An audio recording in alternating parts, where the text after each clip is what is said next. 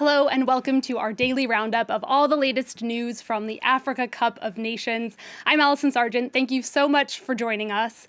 This Sunday wrapped up the second round of group stage games, and it ended with a major stunner. Defending champions Algeria were defeated 1-0 by Equatorial Guinea. Algerian fans twice had false hope after goals in the first and second half were ruled out as offsides. The shock goal from Equatorial Guinea came in the 70th minute from Esteban Obiang. Well, for some analysis on the game, we can cross to Douala and speak to our sports editor, Simon Harding.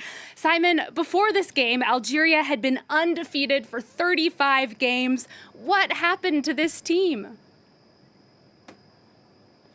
Well, Alison, I think only head coach Jamel Belmadi has the answer to that question, and even he might not be able to provide the right kind of conclusions because, as you mentioned, it is a monumental upset here at the Africa Cup of Nations. One of the biggest upsets we've seen in recent history in the competition, as Equatorial Guinea, ranked 114th in the world, beat Algeria. Now, the bigger problem for Algeria is that the players seem completely lost. We saw them in the mix zone after the game, the players refusing to talk to the press, heckled almost by Algerian journalists, and refusing to talk to us altogether. They said that a declaration would come forth later in the evening. But for the second time in the tournament, and for the first time since they started that 35-game unbeaten streak, Algeria failed to score in back-to-back matches in a competitive game. Very difficult circumstances. Once again, they were denied by a heroic, brave Equatorial Guinea team, La Roja Africana, the Reds of Africa, of course, the Reds, the Spanish national team, really playing to their full potential with heart, with bravery, and of course a stellar performance also by the goalkeeper, Oworo, who was simply sensational, denying Riyad Mahrez, denying Belaili multiple times. Algeria now, Alison, very sticky position. They are facing exit from the group stages, which would be a cataclysmic failure for the Desert Foxes if, and the only way that they can qualify now is by beating the Ivory Coast in their final group stage match. It is really tough luck for Algeria, but as you said, Simon, this is a huge win for Equatorial Guinea. They're ranked just 114th in the entire world. Absolutely, it's sensational, and if you look at the reactions of the players at the end of the game, Alison, you could see exactly how much it meant to them. All of them fell to the ground, ran around with the last energy that they had to hug each other, to fall in each other's arms, and then almost immediately went to celebrate with their fans. We were in the press box, and the Equatorial Guinea journalist exploded, the commentator for the national television, almost doing jumps in the air in the box, everyone celebrating, hugging each other. You could see what it meant to the country. Now, of course, Equatorial Guinea does have a relatively impressive past in the competition for a team of the size of Equatorial Guinea. They reached the quarterfinals, and they also reached the semi-finals in 2015. So it is a team that has a certain experience at this level, but for most of these players who play in the lower divisions in Spain, it is and remains a monumental achievement. Playing against the likes of Riyad Mahrez, one of the biggest stars of the Premier League, playing against Benasser, against Belaili, it is simply sensational and a well-deserved victory after a tight loss against the Ivory Coast. And now just a point, but even just this win could be enough for them to go through to the last 16. All right, Simon, let's move on next to today's other Group E game, which was also a shocker. It saw underdogs Sierra Leone come back to tie with favorites Ivory Coast, that tie 2-2. Absolutely, and the manner in which the Ivory Coast conceded that late draw is certainly what's going to be attracting headlines. Goalkeeper Sangare falling over the ball, slips under his body, and then it is just a tap-in for Al-Haji Kamara at the back post, which was sensational, really, in the 93rd minute, that equaliser coming after Sierra Leone, much like Equatorial Guinea, put in a very dogged performance, very stubborn performance. Now, it must be said that the Ivory Coast, the Elephants, will be absolutely gutted with their performance because they missed a host of chances to put the game to bed. After 10 minutes, you thought that they would be running away with the victory. Frank Kessié missed a penalty which was obtained by the electric Wilfried Zaha. Then Kessié missed another good opportunity before Sebastian Haller got his first goal of the competition following a brilliant pass by Zaha. But after that, Ivory Coast sat back. They invited Sierra Leone to come forwards. They didn't really press. And yes, it was a performance perhaps that was controlled, where Sierra Leone failed to threaten too much, but immediately they were undone. Buya Touré forcing good saves, and then Moussa with a goal in the second half, right at the beginning of the second half. So essentially the Ivory Coast, before the Algeria game, this was a terrible result for them. The players very gutted at the end of the match. But after the Algeria draw, well, it means that the Elephants only need a point from their final group stage match to ensure that they qualify. And incidentally, a point would also knock out the favourites Algeria, or one of the favourites Algeria. So it could be a double-ended sword for the Ivory Coast. We'll have to see exactly what happens, but Patrice Baumel will certainly want to address the Elephants' lack of clinical ability in front of goal. And Simon, you actually spoke to some of the players from Sierra Leone. Let's take a listen to those sound bites if we have them. It feels surreal, but it's obviously one of our targets. We didn't just come here to be involved, we came here to compete. So hopefully we can get the job done in the next game. It's special, and we have to celebrate this, you know? I mean, that's how we've been doing it. We're here in this tournament. It's been 25 years, and now finally we're here again. So we have to celebrate every game by game. I only just recently joined up a few months ago, so it's so exciting to be here. I love being a part of the group. I also want to give a shout out to the guys who helped get us here and haven't made the squad, because everyone's played their part, you know. So it really is a team effort, and we're just enjoying every bit of it.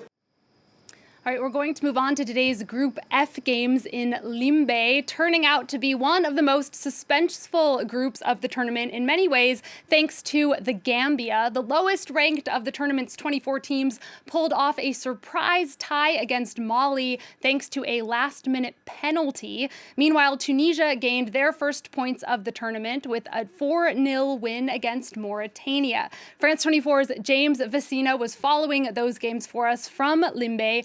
He sent us this report.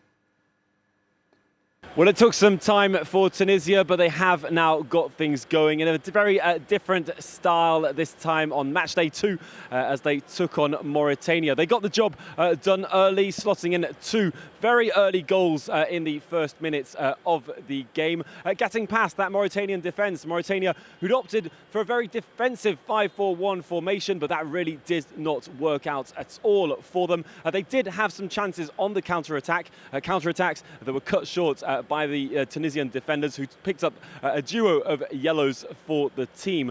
Now, after that, Tunisia, after the break, then doubled that lead in a similar fashion once again with some consecutive goals, but this time in a much more classy way, should we say. Some great teamwork out there, and this all as a result of what head coach Caballé had said that he would do. He would put the past behind him, the last game, which of course ended with that early exit as the referee blew his whistle twice before the end of the match, something that of course had left them very frustrated at that point. He put behind also the COVID cases, the 6 COVID cases in the squad, and decided to make some changes. Hannibal Mabry sitting this one out, Khazri very deservedly earning man of the match. Now Mauritania therefore leave their campaign. It ends early once again for them. They're second only at the Africa Cup of Nations, and they leave with 0 points. Of course, Mauritania, who did have to battle it out at the end of that, left with 20 minutes really on the field, knowing that they were playing and just going home shortly after that. Of course, they will still have their last game on the 3rd match day still to come. But Tunisia pick up the 3 points for them, and maybe this will be the start of something much more promising than their first game here at the Africa Cup of Nations. Everyone had a strong reaction after losing to Mali, and it was important to react. Tonight we played good football. We're conscious of our strengths and our weaknesses. We're getting stronger, and we just have to prove it against the Gambia and not get ahead of ourselves after winning tonight. Well, for a moment earlier on, Mali seemed certain to have booked their place in the round of 16, but those hopes were cut short in dramatic style after Moussa Barrow fired in a penalty for the Gambia to make it 1 apiece. Now, that penalty came just minutes after Ibrahima Kone himself put in a penalty for his side, a penalty that came after the Gambia's captain cleared a ball off the goal line after their keeper had been beaten. But in the build-up to that, the referee checked VAR and decided that a foul had been committed. We have to say, though, that Mali were very much the better side this afternoon here in Limbe. The Gambia really struggling to keep up with them and really losing out in power and in pace, especially in the second half under the scorching sun here in Limbe. But of course, they did have some massive opportunities, hitting the woodwork twice, and Abli Jallo really the star of their team, but they could not quite get there when they needed to. The Gambia, of course, though, making a brilliant start to their campaign, their first ever campaign here at the Africa Cup of Nations. They still, of course, do stand a chance to make it through. They'll have to see how things go next. But for Mali today, of course, today's game has been somewhat of a disappointment. It's a bit disappointing. We had high expectations for the game, but I don't think we did what we needed to win. We have to accept the draw. People need to understand that there are no more small teams. All of the countries that are here deserve to be here. I am really happy, really proud. We're still the biggest underdogs, and we'll see what our limits are. Well, as things stand, Mali and the Gambia are on 4 points, while Tunisia have now picked up 3. Mauritania exit with 0 points, and they'll be fighting their last battle against Mali. The Gambia will face Tunisia, a very exciting clash to come. This is the top 3 teams of Group F battle for top spot ahead of the round of 16. All right, well, let's end with a quick look ahead to tomorrow, which sees the final round of matches in Group A. Hosts Cameroon are already through to the final 16. They'll be looking to keep their spot at the top of the group. Meanwhile, with 3 points each, Burkina Faso and Cap Verde both hope to move forward. Simon, let's come back to you. What else can you tell us about tomorrow's games? Well, a lot of expectations always on the indomitable Lions. Cameroon, who will be expected by fans here to finish with 9 points and cement their first seed at the top of Group A, which would give them a favourable draw. And otherwise, Alison, it is, of course, a very open group with Cap Verde and Burkina Faso still able to qualify. So it'll be interesting to see which of the 2 teams have that opportunity. And, of course, a victory for Ethiopia can also see them go through as one of the best third-place teams. All right, Simon, thank you very much for that quick look ahead to tomorrow and your earlier wrap-up of all the excitement from today. That's going to have to bring us to the end of tonight's show on the Africa Cup of Nations. The team and I will be back with the latest on Monday evening at around 11:40 local time in Yaoundé and Paris. Until then, stay tuned for more news on France 24.